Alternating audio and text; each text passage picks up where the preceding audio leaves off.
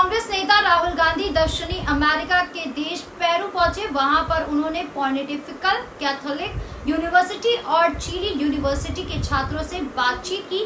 बातचीत के दौरान उन्होंने भारत की शिक्षा प्रणाली में बड़े स्तर पर सुधार और बदलाव किए जाने की मांग की। राहुल गांधी ने कहा कि भारत की शिक्षा प्रणाली में देश की विविधता को दिखाया जाना चाहिए, साथ ही शिक्षा के समान अधिकार पर लोगों का विशेष अधिकार न होना, ऐसी व्यवस्था भी सुनिश्चित की जानी चाहिए। राहुल गांधी ने ये भी कहा कि मौजूदा सरकार में भारत में स्वतंत्र विचार पर हमले किए जा रहे हैं, जो कि बिल्कुल भी अच्छा नहीं है।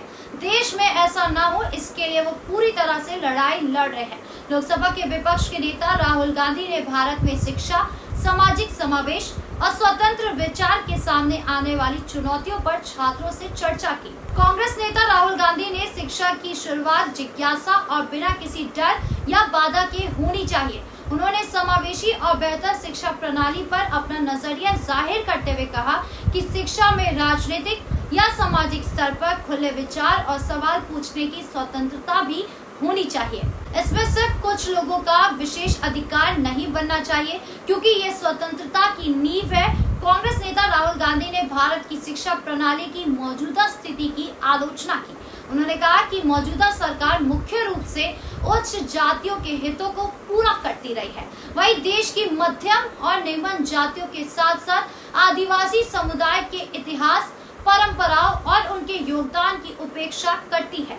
उन्होंने भारतीय शिक्षा में वैज्ञानिक सोच के कम होने पर चिंता जाहिर की। उन्होंने कहा कि स्वतंत्र, खुली वैज्ञानिक और तार्किक सोच पर भारत के वर्तमान में जबरदस्त हमला हो रहा है, जिसे वो बचाना चाहते हैं। उन्होंने ये भी कहा कि पिछले एक दशक में वैज्ञानिक दृष्टिकोण में गिरावट आई है, इसे ठीक करना जरूरी है। इसके अलावा उन्होंने बढ़ती लागत और निजीकरण के कारण गुणवत्तापूर्ण शिक्षा तक पहुंच सीमित होने की बात भी उठाई है। राहुल गांधी ने कहा कि सरकार ने शिक्षा से अपने कदम पीछे खींच लिए हैं और प्राइवेट संस्थानों को हावी होने दिया है।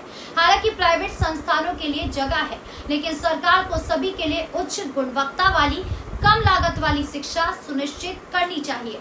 उन्होंने कहा कि सरकार को अपनी जिम्मेदारी छोड़ने के बजाय शिक्षा में ज्यादा सक्रिय रूप से निवेश करना चाहिए। वो दक्षिण अमेरिका यात्रा में कोलंबिया, ब्राजील, पेरू और चिली शामिल हुए थे, जहां उन्होंने शिक्षा, लोकतंत्र, भू राजनीति पर बातचीत की। आपकी इस पूरे मामले को लेकर क्या राय है, कमेंट बॉक्स में जरूर बताएं। धन्यवाद।